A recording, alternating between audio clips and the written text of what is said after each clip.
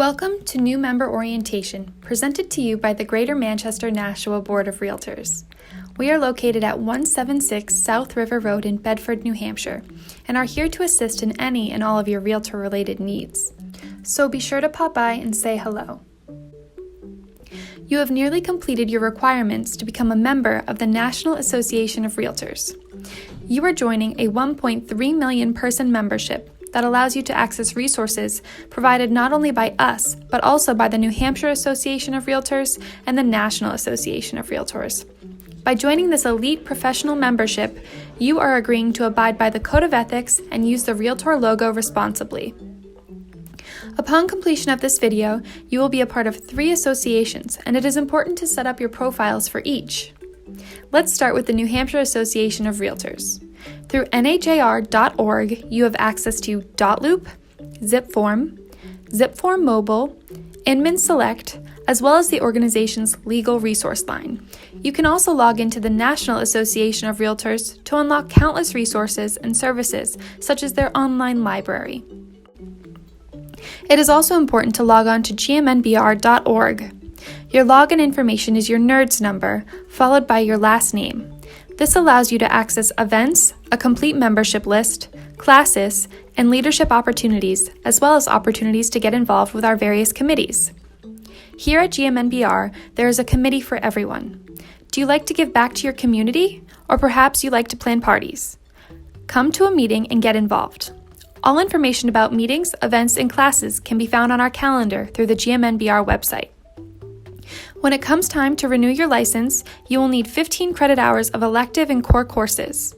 Once those requirements have been fulfilled, you can renew your license in person or online through the New Hampshire Real Estate Commission.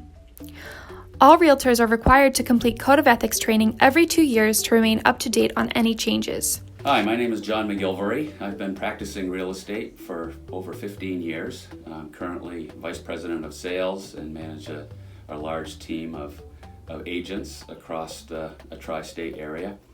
I'm here to talk to you a little bit about the Code of Ethics, and it's all around the premise of protecting your profession. The Code of Ethics was established over 100 years ago, which ultimately became the basis for our license law today. It's there to protect you, it's there to protect the profession, and it's also there to protect our clients and customers. It's a set of guidelines that are based around the premise of the golden rule. There'll be times when you feel as though someone has violated the Code of Ethics, and what I want you to do is I want you to, if you're concerned about that, pick up the phone, call the agent, or if you're uncomfortable, talk to your broker and see if there's an incident or something that needs to be addressed. But should there be an incident where the brokers can't come to some type of an agreement and agents are just violating the code, there is a really nice procedure in place for you, and you would essentially submit a complaint to the board, and the board would review that to see if there's an article of violation, and if there is, you would go to a hearing.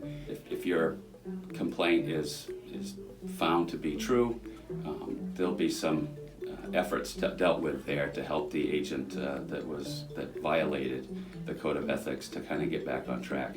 The Code of Ethics is so important that we actually require our agents to renew their Code of Ethics certification every 2 years. And it's there because we really want people to understand and take this seriously, because the Code of Ethics really is the basis for us all working together. Hi, I'm Dave Hennessy. I'm the manager of Caldwell Banker, a member of GMNBR. I've been a realtor for 44 years, and I want to talk to you today quickly about antitrust fair housing issues that I see happening now. On the antitrust, many of you have already spent a lot of time prepping for your test. You've heard a lot of talk about the federal rules and regulations regarding antitrust. The main issue I see locally is the question of commissions. We've all called other brokers and said, "You dirty dog, I want more money than you're offering." That's fine. It's allowed under the Code of Ethics. What's not allowed is the next sentence that I hear a lot: "Are you splitting evenly?" You are not entitled to know that. That's an antitrust violation. Take your buyer course from the National Association of Realtors to learn how to get more money legally. Second thing I want to talk about quickly is equal opportunity. You've all spent an inordinate amount of time studying the protected classes. You all understand what is allowed and not allowed. So I think we all feel that we don't discriminate. We're not bigoted. We try our best to give equal service for everyone. But I find there's one situation that many of us find ourselves in that we do discriminate. And it's not because we're overtly bigoted, it's because we're trying to do the right thing by our buyers. We try to get in their heads. We try to understand what they really want and need. And that's when the problem starts. When people come to you, lay out what they're looking for, it's your job to show them all the homes on the market that fit their needs. Don't climb into their heads and try to discern what's best for them. That buyers have to make their own decisions. I think it's a rite of passage when the first time a realtor sells a property they genuinely hate because the buyers want it. Don't make judgments. Take these people's word when they come to you going forward. We really do need to stand up for fair housing, for the right thing, but what is really required by the law and needed by your buyers and sellers. GMNBR also encourages all realtors to refresh themselves on realtor safety. As a real estate professional, you are in a unique position that most working professionals never face. In your business, you often share your contact information openly with others, meet unknown clients, and walk through vacant properties, to name a few. It's because of the unique nature of this business that it's critical for all real estate professionals to have personal safety protocols in place that you follow every day, with every client, every time. So what kind of safety protocols should you implement into your daily routine? Here are a few to consider. When meeting a client for the first time, do not meet a new client at a property right away without first having an initial meeting at your office or a public space, like a coffee shop. During the initial meeting, make copies or take photos of the client's driver's license and pre-approval letter for your records. This precaution allows you to keep a record at the office of who your clients are, their information, and a calendar of appointments. When first meeting with a new client, you should discuss the types of real estate they're interested in and walk them through the safety protocols you have in place for all clients. Now you can arrange showings, meet them at properties, and schedule open houses to help them through the biggest financial decision of their life. When viewing a property, it's okay to ask your client to drive separately. This is a safety precaution for you as much as it is for them, not to mention you might both have appointments to go to before or afterward. Hey, this is cute. As you tour a property, walk behind your client. This routine safety measure allows them to see the room first and make their own impressions. Many agents do not go into attics, garages, or basements as an additional safety measure, but encourage your client to look around and let you know what they think. It is a safe practice to only show vacant properties which might not have electricity during daylight hours. This allows you to see what safety hazards may exist, like a loose floorboard or any defects the house may have. It's got potential. When holding an open house, advise your clients to board their pets and remove jewelry, family photos, credit card receipts, artwork, prescription drugs, and any other valued possessions from the home in advance of the open house. This is just one way to look out for your client and to keep their property and belongings secure. Keep a record of who entered the house by asking everyone who walks in the door to sign in with their name and phone number or show a photo ID. There is something to be said about safety in numbers. Consider bringing along a colleague when holding an open house. If there are several potential buyers walking through the home, even better to have 2 agents on hand to answer questions and keep an eye on things. Safety is an important part of real estate. Be prepared and follow the protocols and processes that have been put in place to keep you and your clients safe. For more information and additional resources, visit www.nar.realtor/safety. Lastly, all members are given the opportunity to make their voice heard when it comes to real estate policy. Of every dollar donated to the Realtor Political Action Committee, 60% goes to helping realtors at the New Hampshire state level. Can we talk? Can we just get real and talk? Imagine a world where you couldn't post a for sale sign in a client's yard. Or suppose your independent contractor status was jeopardized and you are required to punch a clock at your broker's office. Or what if Congress abolished the mortgage interest deduction? How would it affect your business? Look, they say avoid talking politics at parties, but these scenarios just might happen without the Realtor Party.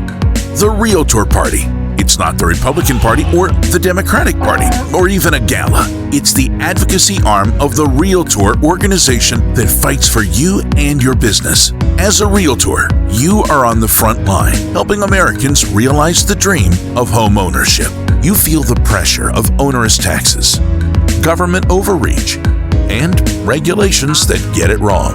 But you are not alone. Through the Realtor Party, we support candidates at home, in the state capitol, and in Washington, D.C., who understand your business needs. They champion our issues so more people can become homeowners. From protecting the mortgage interest deduction, to defeating unreasonable rental restrictions, to supporting balanced growth initiatives. The Realtor Party is there, and the Realtor Party is effective. But we can't do it alone. We need your help to vote, act, and invest in RPAC. Vote, act, invest. Supporting the Realtor Party is something we should all talk about, and frankly, something we should all do.